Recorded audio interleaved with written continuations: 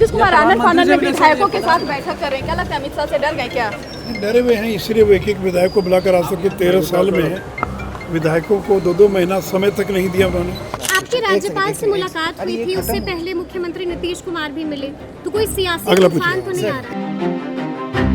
अगला तूफान तो नहीं आ रहा? जनता दल का तो कोई भविष्य बचा नहीं। जनता दल यू तो 2024-25 आते आते खत्म हो जाएगी। नमस्कार, हमारा नाम है समरीन और आपने देखना शुरू कर दिया है लाइव सिटीज़। देखिए, लाइव सिटीज़ की टीम इस वक्त बापू सभागार में मौजूद है और आपको मालूम है कि आज बापू सभागार में बीजेपी का कार्यक्रम चल रहा है। देखिए, इस कार्यक्रम में शामिल होने के लिए बीजेपी के तमाम दिग्गज नेता यहां पर पहुंच रहे हैं और इसी कड़ी में यहां पर बीजेपी के दिग्गज नेता और बिहार के पूर्व डिप्टी सीएम सुशील कुमार मोदी भी पहुंचते हैं। इस दौरान हमने सुशील कुमार मोदी से तमाम सवालों के जवाब लेने की कोशिश भी की। देखिए, आपको मालूम है कि आज नीतीश कुमार अपने विधायकों से 1-to-1 मीट करने वाले हैं। उन्होंने आज अपने विधायकों को तलब किया है, सीएम आवास में तलब किया है। तो हमने इसके बारे में भी सुशील कुमार मोदी से जानने की कोशिश की है। हमने उनसे यूनिफॉर्म सिविल कोड के बारे में भी जानने की कोशिश की है और हमने उनसे ये भी सवाल पूछा कि आपकी मुलाकात राज्यपाल से होती है, गृह मंत्री अमित शाह के आने से ठीक एक दिन पहले आप राज्यपाल राजेंद्र विश्वनाथ अरलेकर से मिलने पहुंचते हैं और आपके पहले ही मुख्यमंत्री नीतीश कुमार भी वहां पर राज्यपाल से मिलने पहुंचते हैं। हालांकि इस सवाल का जवाब सुशील मोदी ने नहीं दिया। हमने पूछा था कि क्या बिहार में कोई सियासी तूफान तो नहीं आने वाला है, तो जरा देखिए कि क्या कुछ जवाब दिया है सुशील कुमार मोदी ने। जो कंसल्टेशन पेपर था उसमें क्या है, उसके क्या हाईलाइट्स हैं, उसके बारे में ब्रीफ करने के लिए उनको बुलाया है। और सारे एमपीज रहेंगे, फिर उनके जो सवाल जवाब होंगे उनका वो लोग जवाब देंगे। तो ये मेनली जो 11th लॉ कमीशन जो है उसकी जो रिपोर्ट है, कंसल्टेशन पेपर जो है, उस पर विचार करने के लिए वो कमेटी की बैठक बुलाई गई। So some political parties have not made their stand clear. Also, some Congress leaders are saying that it is. अलग विषय देखिए, इसका कोई कमेटी से मतलब नहीं है, जो अलग अलग विषय है। जहाँ तक कमेटी की बात है तो कमेटी में तो सभी पार्टी के लोग हैं और वहाँ पर इस पर डिस्कशन होगा 3 जुलाई को। आवश्यकता होगी तो बाद में भी मीटिंग होगी। बाकी इस कमेटी की बैठक का अलग अलग दलों के से कोई संबंध नहीं। बाकी मेरा व्यक्तिगत कोई अगर आप पूछेगा तो मैं अपनी बात बोल सकता हूँ, लेकिन जो कमेटी की मीटिंग है वो तो नॉन पॉलिटिकल होती है और उसमें सभी दलों के लोग रहते हैं और किसी भी महत्वपूर्ण विषय पर वो कमेटी चर्चा कर सकती है। तो इस बार हम लॉ कमीशन की रिपोर्ट जो है और उस पर हम लोग चर्चा करेंगे। सर, अपीजमेंट पॉलिटिक्स की वजह से क्या जो डिस्कशन हो रहा है उस पर वो अफेक्ट करेगा, उसके ड्रॉबैक्स या मेरिट्स का? इस कमेटी से उसका कोई बाकी चीज़ों का कोई संबंध नहीं है। ये कमेटी पूरी तरह से न्यूट्रल होती है, सभी पार्टी के लोग रहते हैं और वो लोग फिर अपनी अपनी बात बोलेंगे। जिसका जो मत होगा कौन क्या बोलेगा ये तो इस कमेटी की बैठक में मालूम पड़ेगा। अभी जो बैठक हो रही उसका पर्पस केवल इतना ही। सर, 21st लॉ कमीशन 2018 में बोली थी कि इसकी ज़रूरत उस समय नहीं थी।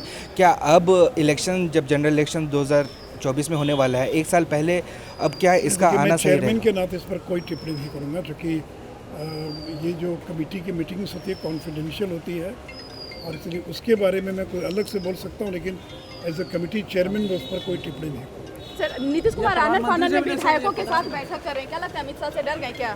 डरे हुए हैं, इसलिए वो एक एक विधायक को बुलाकर आज तक के 13 साल में विधायकों को 2-2 महीना समय तक नहीं दिया उन्होंने।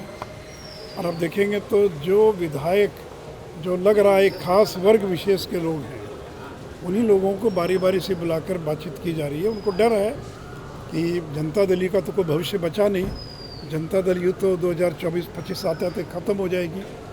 तो उनके विधायकों में भगदड़ ना मचे, उसको रोकने के लिए ये सारी कवायद हो रही है। तो इसलिए 13 साल तो उन्होंने विधायकों को ना समय दिया, ना मिले, ना कोई बातचीत की। अब अंतिम समय में उनको विधायक याद आ रहे हैं। तो इसलिए विधायकों को लग रहा है कि नीतीश कुमार के बाद इस पार्टी का क्या होगा। इस पार्टी का कोई भविष्य दिखाई नहीं पड़ता है। लालू यादव की पार्टी को तो तेजस्वी यादव चलाएंगे या तेज प्रताप चलाएंगे, कांग्रेस को राहुल गांधी चलाएंगे, लेकिन जनता दल को कौन चलाएगा? ये तो कोई परिवार की पार्टी है नहीं। तो नीतीश कुमार के बाद इसका कोई भविष्य नहीं। और जब उन्होंने ये ऐलान कर दिया कि मेरा उत्तराधिकारी जो है वो तेजस्वी यादव होंगे, तो फिर तो कोई जो जनता दल के लोग ये स्वीकार करने के लिए तैयार नहीं है। कि कोई पार्टी का उत्तराधिकारी दूसरे पार्टी का नेता हो, और वो भी तेजस्वी यादव हो, लालू का बेटा हो, जिसके नाम से बिहार के लोग डरते हैं, घबराते हैं, तो इसको कोई जदयू का नेता स्वीकार करने के लिए तैयार नहीं है। इसलिए उस भगदड़ को रोकने के लिए ये सारी कवायद उनकी चल रही है। अच्छा, राज्यपाल से आपकी मुलाकात और हुई थी? दूसरा ये कि कल जो कल अमित शाह जी का भाषण हुआ मुंगेर के अंदर, उस पर जो सवाल उठा रहे हैं जदयू के लोग, राजद के लोग, ललन जी, तो मैं इतना ही कहूँगा कि ललन सिंह को हराने के लिए बीजेपी का एक अदना कार्यकर्ता पर्याप्त है। कमल का चिन्ह लेकर जो मैदान में आ जाएगा वो ललन सिंह को मुंगेर लोकसभा में हरा देगा। और जहाँ तक मुंगेर और बिहार को मदद की बात है, तो 1 लाख करोड़ रुपए से ज़्यादा कि केवल सड़कों के क्षेत्र में बिहार में काम हो रहा है। ललन जी केवल बताएं कि ये बख्तियारपुर, मोकामा, सिमरिया, खगड़िया जो 4 लेन बन रहा है, जिसका एक बड़ा हिस्सा उनके क्षेत्र में है, क्या वो केंद्र के कारण नहीं बन रहा है? बिहार में 8 नए मेडिकल कॉलेज स्थापित हो रहे हैं, क्या ये केंद्र की मदद से स्थापित नहीं हो रहे हैं? अब बगल में मोकामा के अंदर जो राजेंद्र सेतु है, उसके समानांतर एक नए पुल का 3000 करोड़ की लागत से निर्माण हो रहा है। ये जो पुल बन रहा है यह केंद्र की सौगात नहीं है। इसलिए केंद्र की सरकार ने बिहार के विकास के लिए, फिर वो चाहे बरौनी का खाद कारखाना हो, 8000 करोड़ की लागत से खाद का कारखाना बनकर तैयार हो गया। ये तो ललन जी के पुराने चुनाव क्षेत्र बेगूसराय का हिस्सा है। तो इन लोगों ने टीन का चश्मा लगा रखा है, इनको कोई दिखाई नहीं पड़ता है। ये कहते हैं कि बिहार में कोई काम ही नहीं हो रहा, बिहार में कोई विकास ही नहीं हो रहा है। तो इतना काम हो रहा है बिहार के अंदर, तो भले ही ललन जी को दिखाई पड़े ना पड़े, लेकिन बिहार की जनता देख रही है कि बिहार में किस प्रकार विकास का काम हो रहा है। आपकी राज्यपाल से मुलाकात हुई थी, उससे पहले मुख्यमंत्री नीतीश कुमार भी मिले, तो कोई सियासी अगला तूफान तो नहीं आ रहा? एक सेकंड, लास्ट क्वेश्चन, रिलीजियस और जो कल्चरल डाइवर्सिटी है इंडिया का, क्या implementation will there will be implementation issue of UCC keeping in mind of religious and cultural diversity? ये तो देखिए संविधान में लिखा है, संविधान का जो सेक्शन 44 है उसी में लिखा है, और सुप्रीम कोर्ट के आधे दर्जन से ज़्यादा जजमेंट हैं। शाहबानो के मामले में, सरला मुदगल के मामले में आधे दर्जन से ज़्यादा जजमेंट है।